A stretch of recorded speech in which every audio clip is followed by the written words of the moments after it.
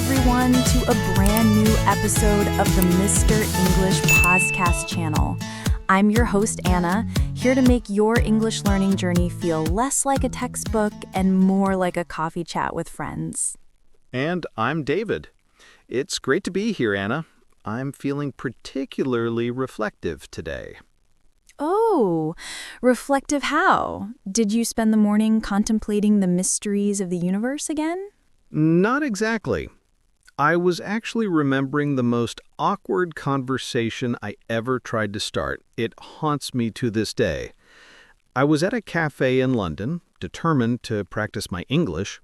I saw someone reading a book I loved, and my brain went into overdrive. I walked over, heart pounding, and all I could manage to say was, "Book is good. You read." Oh, David, no. Yes, the person just stared at me, slowly closed the book, and said, "I do." And that was it. I just stood there for a moment and then scurried away to hide in the men's room. It taught me a valuable lesson. Starting a conversation is about so much more than just knowing the words.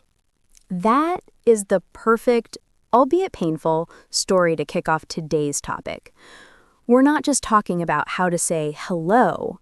We're diving deep into the art of actually starting a meaningful conversation in English. And we promise, by the end of this, you'll never have a book is good moment again. A promise I am very happy to hear. But first, a quick thought for our amazing listeners. If you find our chats helpful, please consider subscribing to the Mr. English Podcast channel and hitting that like button. It truly helps us reach more learners like you. And sharing is caring.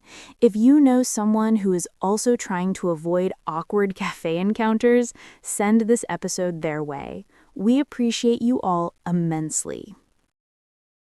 So, let's start with that moment before the first word, the fear. For me, in that cafe, it felt like a physical wall. My inner critic was screaming, "They'll think your accent is weird. You'll use the wrong tense. Just stay quiet." I call that the inner monologue of doom. It's a universal feeling. We build up the interaction in our heads to be this massive, high-stakes performance. But the truth is, most people are just people. They're not waiting to judge your grammar. It's so true. The mental hurdle is often higher than the actual linguistic one. I've learned to reframe it. Instead of thinking, I have to perform English perfectly, I now think, I'm curious about this person. I wonder what they're like. It shifts the focus from myself to them, which lowers the pressure immensely. That's a brilliant mindset shift. Curiosity is the antidote to fear. You're not a student taking a test. You're an explorer on a small expedition. The goal isn't a perfect score, it's discovery. Sometimes you'll discover a new friend, and sometimes you'll discover that they really don't want to be bothered while reading. Both are valid discoveries. Exactly. And accepting that not every attempt will lead to a long conversation is freeing. Sometimes a simple hello and a smile is all that's needed. The success is in the attempt, not the outcome. Okay, so we've quieted our inner critic. We're ready to speak. Let's talk about the actual first words. Hello is the classic, the little black dress of greetings. It always works. But there is a whole wardrobe of other options. I've become a big fan of a simple hi or hey. They feel a bit more relaxed and modern. Hello can sometimes feel a little formal, depending on the situation. It's all about the vibe, isn't it? I have this little habit where I try to match my greeting to the person's energy. If someone seems busy and focused, a quick hi is enough. If they seem open and relaxed, I might go for a warmer, "Hi there." It's a small adjustment, but it shows you're paying attention. What about questions as greetings, like, how's it going? Or, what's up? Those used to terrify me because I thought I had to give a detailed report of my day. The dreaded detailed report. No, those are essentially just another way of saying hello. The expected answer is usually short and simple. For how's it going, you can just say, good, you? Or it's going well, thanks. For what's up, the classic response is, not much, you? They're like a conversational handshake. That's a great way to put it. And of course, there are the time-based greetings, which are wonderfully reliable. Good morning, good afternoon, and good evening. I love these because they ground the conversation in the present moment. You're acknowledging the shared time of day. And they have a lovely, polite warmth to them. A heartfelt, good morning can genuinely make someone's day a little brighter. And we must mention the classic learner's trap, good night. I made that mistake once, walking into a restaurant at 8 p.m. and cheerfully announcing good night to the host. The look on their face must have been priceless. It's such a common mistake. It's crucial to remember that good night is a farewell, a goodbye for the evening. You say it when you're leaving or going to bed. To start a conversation, it's always good evening. All right, let's move on to the most famous and perhaps most misunderstood phrase in English. How are you? In many cultures, that's a genuine inquiry into your well-being. But in the US or the UK, it often feels more like a rhythmic beat in the greeting dance. It's a fascinating cultural tightrope, isn't it?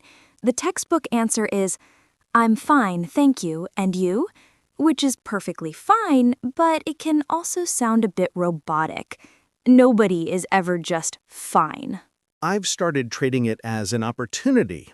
You can give the standard answer, or you can offer a little more personality. It depends on how much you want to engage. I have a sort of tiered system of responses. Ooh, a system. Do tell. Tier 1 is the simple, polite reply for when you're just passing by. I'm good, thanks. How about yourself? Easy, friendly, keeps things moving. Tier 2 is for when you want to open the door a little wider. I'm doing great, actually. Enjoying this beautiful weather. How are you? You've answered and provided a potential topic. I like that. It's an invitation. And what's tier 3? Tier 3 is the honest, humorous approach, best used with people you know a little better. If someone asks how I am on a Monday morning, I might say with a grin, I'm surviving on coffee and optimism. You? It's authentic, it often gets a laugh, and it can lead to a much more genuine conversation about the trials of a Monday. That's brilliant. It shows your personality. So the key is to read the situation. Is this a quick pleasantry or a genuine opening for connection? Your answer can steer the conversation in either direction. So we've said hello, we've navigated the how are you, but now the silence looms. We need a spark, a hook. The textbook always says, talk about the weather. And you can, but let's be more creative. Yes, please. I think I've exhausted my life's quota of saying, nice weather we're having. My favorite technique is the specific observation. You're not just commenting on the general environment, you're noticing something unique. The other day, I was in a co-working space, and the person next to me had this amazing, hilarious sticker on their laptop. I just leaned over and said, I love your laptop sticker. That's my exact feeling about meetings. We ended up having a fantastic 20-minute chat about graphic design and corporate life. That's so much better than the weather. It's personal and shows you're observant. I use a similar one I call the shared reality. This is when you're in a situation with someone, like waiting in a long line. Instead of just standing in awkward silence, you can make a lighthearted comment. I was in a queue for a concert once that was barely moving, and I turned to the person next to me and said, I think we might get to see the band's reunion tour by the time we get in. Perfect. It builds an instant mini team. You're both in this slightly absurd situation together. It's a great way to build rapport. Another great hook is the thoughtful compliment, and I stress thoughtful. I like your shirt is nice, but it's a bit of a dead end. A more powerful compliment is specific. For example, after a colleague gives a presentation, instead of good job, try the way you used that data to illustrate your point was incredibly effective. Yes, it shows you were genuinely listening and you appreciate their skill, not just their existence. It opens the door for them to talk about their process. It's a compliment that asks a question without actually asking one. Okay, so the conversation is flowing. It's time to introduce ourselves. I'm David, or my name is David, are the standard ways. But I have a personal habit that has been a game changer for me. Another secret technique. I'm intrigued. I call it the name sandwich. It's a simple trick to help you remember their name and make them feel acknowledged. When they tell you their name, say, "It's great to meet you, Anna." That's the first slice of bread. Then, if you can, find a natural way to use their name in the middle of the conversation. So, Anna, what did you think of the first band? That's the filling. And when you leave, you say, "It was really nice talking to you, Anna." That's the final slice. The name sandwich. I love it. It's so simple, but so effective. People really do respond positively to hearing their own name. It makes the interaction feel much more personal and less transactional. It shows you're not just talking to a random person, you're talking to them. And as a bonus, it forces me to actually listen to their name and makes it much more likely I'll remember it 5 minutes later. All right, theory is great, but let's put it into practice. Let's do a role play. Imagine we're at the opening of a modern art gallery. We don't know each other. There are weird sculptures everywhere. I'm there. I'm awkwardly holding a small plastic cup of cheap white wine. Perfect. I'll start. I'll walk up to a particularly strange sculpture near you. Okay, here I go. Well, I'm not sure if that's a piece of art or if someone just left their laundry here to dry. I was thinking the same thing.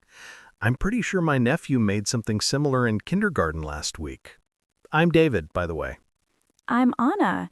It's great to meet you, David. And yes, I think your nephew might have a future in the art world. What brings you to this exhibition? Okay, pause. See what Anna did there? A brilliant, specific observation hook using humor. And then she asked an open-ended question, what brings you here? Not a yes-no question. And David responded perfectly. He agreed with the humor, introduced himself, and then I used the first part of the name sandwich. Now, back to the scene. A friend of mine has a piece in the show, the one over there with all the blue squares. I'm here for moral support. How about you? Oh, that's wonderful. I'm just a fan of the gallery. I try to come to all their openings. The last one was fantastic. So, David, are you an artist yourself or more of an admirer? And there it is, the filling of the name sandwich. It felt really natural. Exactly. From here, the conversation can go anywhere. We could talk about his friend, about art, about previous exhibitions. We've moved far beyond the initial awkwardness. That role play really shows how these techniques can be woven together. It didn't feel like a script. It felt like a natural, friendly chat. And that's the ultimate goal. This isn't about memorizing lines. It's about having a toolkit of options so you can relax and be your authentic, curious self in English. The goal isn't just to speak, it's to connect. It all comes back to that mindset shift we talked about at the beginning. Be curious, be observant, be a little playful. Don't be afraid of a small moment of awkwardness. It's often the bridge to something wonderful. Beautifully put, David. And that seems like the perfect place to wrap up our conversation for today. A huge thank you to all of you for tuning in. Yes, thank you, everyone. We hope you feel more equipped and a little less terrified to start your next conversation. And now we have a challenge for you. In the comments below, tell us about the most interesting conversation you started with a stranger. What hook did you use? A compliment? A shared reality? An observation about a weird sculpture? We can't wait to read your stories.